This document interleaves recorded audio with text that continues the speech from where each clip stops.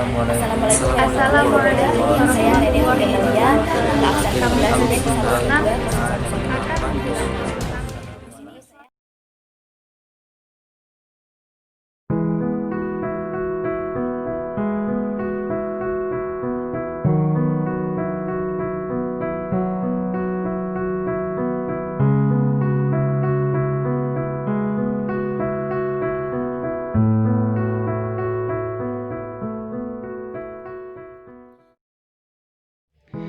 Assalamualaikum warahmatullahi wabarakatuh. Kami dari kelompok 6 akan menjelaskan tentang evaluasi pembelajaran akidah akhlak.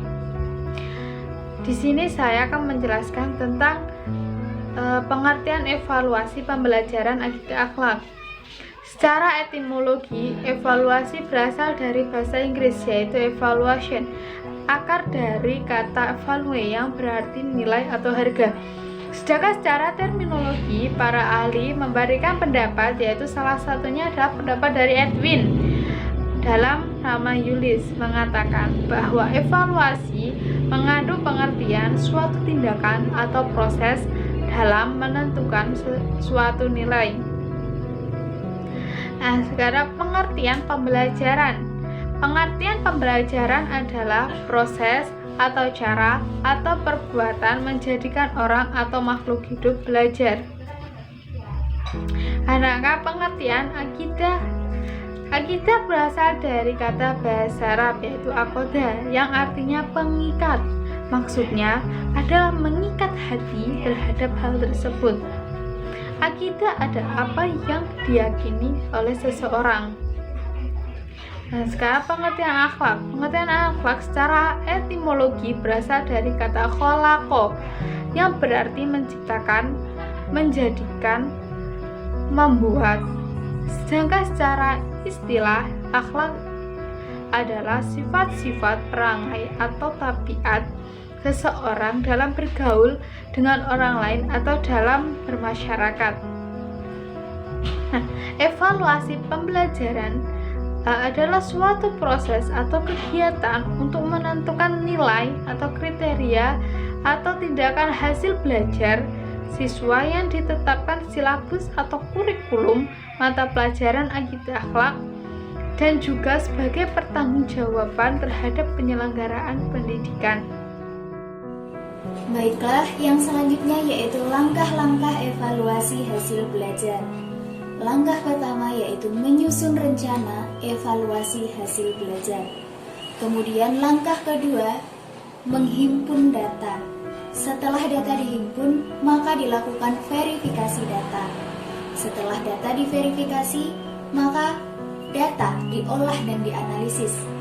Setelah data diolah dan dianalisis, maka memberikan interpretasi dan menarik kesimpulan.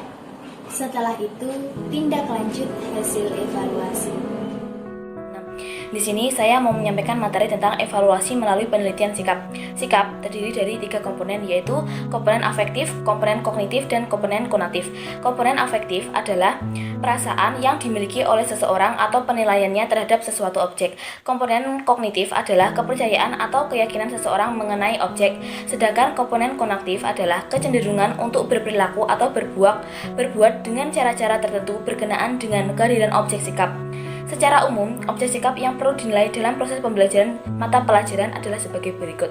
Yang pertama, sikap terhadap mata pelajaran. Seorang siswa harus memiliki sikap positif terhadap mata pelajaran tersebut. Yang kedua yaitu sikap terhadap guru atau pengajar. Seorang siswa harus memiliki sikap positif terhadap guru atau pengajar tersebut. Yang ketiga yaitu sikap terhadap proses pembelajaran. Seorang siswa harus memiliki sikap positif terhadap proses pembelajaran yang berlangsung. Yang keempat yaitu sikap berkaitan dengan nilai-nilai atau norma-norma tertentu berhubungan dengan suatu materi pelajaran. Yang kelima yaitu sikap berhubungan dengan kompetensi afektif lintas kurikulum yang relevan mata pelajaran. Penilaian sikap dapat dilakukan dengan cara atau teknik-teknik tersebut, antara lain observasi, perilaku, pertanyaan langsung, dan laporan pribadi. Selanjutnya saya akan menjelaskan tentang pelaksanaan evaluasi hasil belajar. Semua hasil evaluasi perlu diketahui oleh berbagai pihak yang berkepentingan. Hal ini dimaksudkan agar proses dan hasil yang dicapai peserta didik termasuk perkembangannya dapat diketahui oleh berbagai pihak sehingga orang tua dan guru selaku pendidik dapat mengetahui sikap objektifnya. Evaluasi dilakukan untuk meneliti hasil belajar dan proses belajar peserta didik. Untuk hal itu, langkah-langkah yang perlu diketahui sebelumnya: yang pertama, pembentukan tugas pelaksana. Yang kedua, penyusunan naskah. Yang ketiga, penyusunan jadwal. Yang keempat, memperbanyak soal. Yang kelima, penyusunan jadwal pengawas. Yang keenam, pelaksanaan testing. Yang ketujuh, memberitahukan kisi-kisi soal yang akan diujikan atau diteskan. Yang selanjutnya, kendala yang diketahui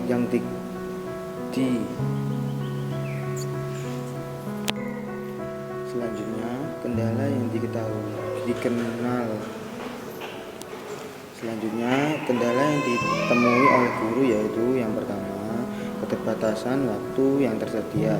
Yang kedua, penentuan pendapatan soal. Yang kedua, penentuan pembuatan soal. Yang ketiga, keterbatasan sarana prasarana. Yang keempat, pengawasan saat tes dari kecurangan. Yang kelima, menentukan atau memberikan nilai pada siswa. Yang keenam, kejujuran semua siswa untuk mengawasi aturan yang kurang. Yang ketujuh, pemberian skor nilai pada siswa. Yang kedelapan, perilaku membentuk dan mendapatkan buku catatan kepada siswa. Materi selanjutnya adalah penilaian nilai hasil evaluasi. Setelah pelaksanaan evaluasi berakhir, kecuali tes lisan maupun perbuatan yang telah dinilai langsung, maka langkah selanjutnya adalah memproses memberikan nilai hasil tes. Karena skor sudah diberikan terlebih dahulu, maka tugas guru di sini adalah membandingkan skor yang diperoleh siswa dengan skor keseluruhan. Dalam penilaian ini ada dua macam cara, yaitu pemberian angka dengan bobot dan pemberian angka tidak menggunakan bobot. Pemberian angka menggunakan bobot di sini adalah pemberian angka dengan mempertimbangkan tingkat kesukaran soal, sedangkan pemberian angka tanpa menggunakan bobot adalah pemberian nilai dengan tidak melihat dari kesukaran soal tersebut. Sedangkan pemberian nilai pada bentuk tes objektif adalah dengan cara atau rumusan dengan jenis masing-masing. Misalnya tes esai. Yang pertama, setiap soal diberikan angka 1 sampai 10 tanpa melihat bobot soal. Yang kedua, grading system. Untuk hal yang jawabannya sulit diberi angka kuantitatif. Untuk materi yang terakhir adalah penerapan hasil evaluasi pembelajaran akidah akhlak. Untuk mengetahui kompetensi peserta didik sebagai hasil pembelajaran akidah akhlak, perlu dilakukan penilaian dengan rambu-rambu sebagai berikut. Yang pertama adalah penilaian yang dilakukan meliputi penilaian kemajuan belajar dan penilaian hasil belajar yang terdiri dari pengetahuan, sikap, dan perilaku peserta didik. Yang kedua, penilaian kemajuan belajar merupakan pengumpulan informasi tentang kemajuan belajar peserta didik. Penilaian ini bertujuan untuk mengetahui tingkat kemampuan dasar yang dicapai peserta didik setelah mengikuti kegiatan pembelajaran dalam kurun waktu, unit satuan, dan juga jenjang waktu. Yang ketiga, penilaian hasil belajar akidah akhlak adalah upaya penguasaan peserta didik terhadap suatu kompetensi, meliputi pengetahuan, sikap, dan nilai. Penilaian hasil belajar ini sepenuhnya dilakukan oleh madrasah yang bersangkutan. Yang keempat, penilaian hasil belajar akidah akhlak secara nasional dilakukan dengan mengacu kepada kompetensi dasar, hasil belajar, materi standar, dan indikator yang sudah ditetapkan dalam kurikulum. Yang Yang kelima, teknik dan instrumen penilaian yang digunakan adalah yang dapat mengukur dengan tepat kemampuan dan usaha belajar peserta didik. Yang keenam, penilaian dilakukan melalui tes dan juga non-tes. Yang ketujuh, pengukuran dalam ranah afektif dapat dilakukan dengan menggunakan non-tes seperti skala penilaian, observasi, dan wawancara. Yang kedelapan, penilaian terhadap ranah psikomotorik bisa dilakukan dengan tes perbuatan dengan menggunakan lembar pengamatan atau instrumen lain. Mungkin cukup sekian pemaparan materi dari kelompok 6. Jika ada kurang lebihnya mohon maaf. Wabillahi taufiq wal hidayah. Assalamualaikum warahmatullahi wabarakatuh. Tarik ses semongko kini tinggal